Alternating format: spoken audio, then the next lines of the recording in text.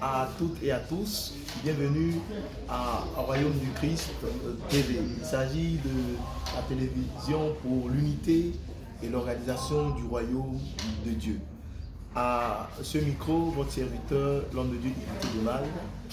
Je voudrais bénir en ce jour le nom du Seigneur parce que nous venons de suivre une formation qui a été donnée par la nouvelle armée de Christ, initiée par l'organe de l'impactation des ressources humaines, et nous avons à côté de nous, en face de nous, le leader de cette vision, l'homme de Dieu, le prophète Bou Nazareth. Shalom prophète.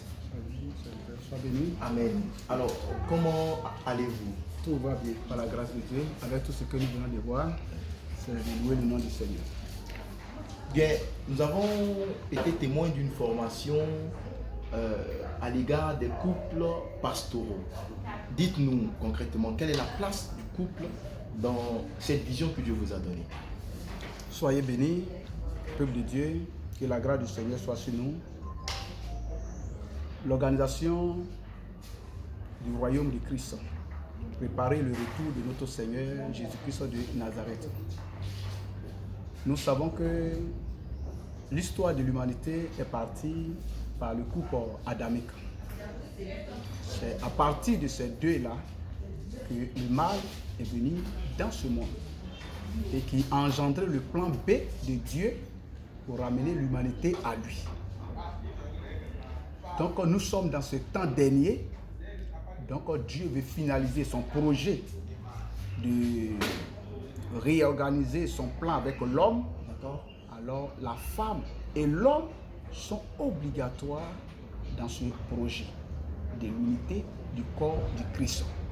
Donc c'est pourquoi nous avons convoqué des couples pastoraux pour pouvoir les donner la connaissance sur la vision de l'unité du corps du Christ.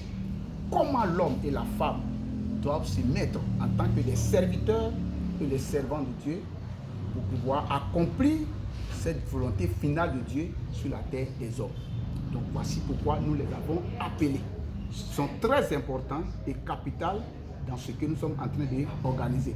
Si c'est l'homme qui travaille et que la femme n'est pas au courant de ce qui est en train de se passer, l'homme ne peut pas réussir. Si aussi la femme le fait et que l'homme n'est pas aussi attaché, la femme ne peut pas aussi réussir. Il faut forcément les deux. C'est comme si l'homme est fécond et la femme, l'homme a besoin d'une femme pour pouvoir faire donner cette fécondité. Donc il faut les deux pour pouvoir réussir à cette tâche de préparer le retour de notre Seigneur et Sauveur Jésus-Christ de Nazareth. Donc voici d'abord pour première raison pourquoi nous les avons convoqués. Alors, le couple, l'homme et la femme doivent s'unir dans cette grande vision de préparation de retour du Seigneur Jésus-Christ, d'unité de son corps. C'est ça. Généralement, dans le corps du Christ, nous sommes témoins de beaucoup de formations. Formation par-ci, formation par-là. Vous, au départ, vous avez parlé de prière 24 heures sur 24, 7 jours sur 7. Aujourd'hui, on voit à la formation. Quelle est la place de la formation dans cette grande vision que Dieu nous a confiée? La place de la formation. Dans toute organisation, dans toute structure, la formation est d'abord la base de la réussite de toutes choses. La formation nous permet de regarder dans la même direction. La formation nous permet de découvrir les capacités des uns et les autres.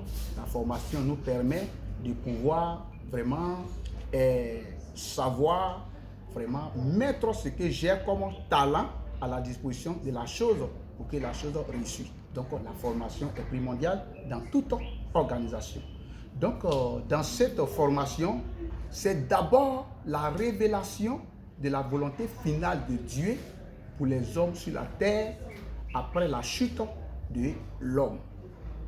D'où c'est venu la vie chrétienne? D'où est venue l'Église? Et à quel niveau l'Église est arrivée? Qu'est-ce que Dieu attend aujourd'hui de l'Église? Donc c'est toutes ces réponses-là, questions-là, que nous sommes venus vraiment donner des réponses aux couples pastoraux pour qu'ils comprennent que nous sommes arrivés à un nouveau, et donc nous passons maintenant à un temps nouveau, à un temps de transition, pour les faire comprendre la nouvelle foi chrétienne que Dieu veut que nous menons maintenant. Hier, chaque individu s'est tracassé de son côté. Et on s'est organisé dans les associations, on a été dans les communautés. Mais maintenant, le Seigneur demande que nous soyons tous maintenant ensemble pour pouvoir organiser son royaume. Le royaume, l'organisation du royaume, il existe 3 grands points dedans que nous sommes en train de travailler, qui est organiser le gouvernement du royaume et organiser l'armée du royaume et sanctifier le lieu donc, qui a été choisi pour l'accomplissement de la promesse. Donc tout ça là, le peuple de Dieu, les couples de Dieu qui tient le peuple de Dieu doit d'abord être instruit pour pouvoir mieux faire passer la nouvelle formation, la nouvelle foi au peuple de Dieu. Donc c'est ce que nous sommes venus vraiment pour en donner aux couples pastoraux. Mais aussi en les donnant les 5 engagements sacrés de la foi chrétienne. Bien, qui alors, est la nouvelle doctrine, la doctrine de l'évangile du royaume. D'accord. Doctrine de l'évangile du royaume. Nous allons terminer par cette question, cher prophète Bou. Quel est le regard aujourd'hui que vous portez sur l'Église de Dieu? Vous avez reçu une vision. Plusieurs en ont reçu. C'est tout naturel, c'est le Saint-Esprit qui travaille à travers chacun. Oui. Alors, vous, aujourd'hui, tel que Dieu vous a donné des orientations par rapport à son Église, par rapport aux nations, quel regard vous portez particulièrement sur l'Église? L'Église est-elle en train de jouer le rôle que Dieu veut? Qu'est-ce qui manque? Qu'est-ce qu'il faut faire? Si je réponds que moi j'ai un regard particulier sur l'Église, moi-même, je risque d'inscrire du faux dans l'Église ou le vrai. Pourquoi? Il faut que nous voyons d'abord quel est le regard de Dieu pour son Église aujourd'hui. Justement, alors, que vous dit le Seigneur? Quel est son regard? Le regard de Dieu pour l'Église aujourd'hui, l'Église a travaillé. L'Église a joué le rôle qu'elle devrait jouer sur la terre. Des serviteurs et servants de Dieu, authentiques dans le monde entier, ont apporté l'Évangile à un haut niveau sur des États. Aujourd'hui, le monde entier sait ce qui c'est que la vie chrétienne, même s'ils n'ont pas encore accepté, mais ceux qui devraient apporter, qu'ils ont apporté. Maintenant, l'Église est arrivée maintenant à un niveau donc, dans lequel il doit y avoir une réorganisation.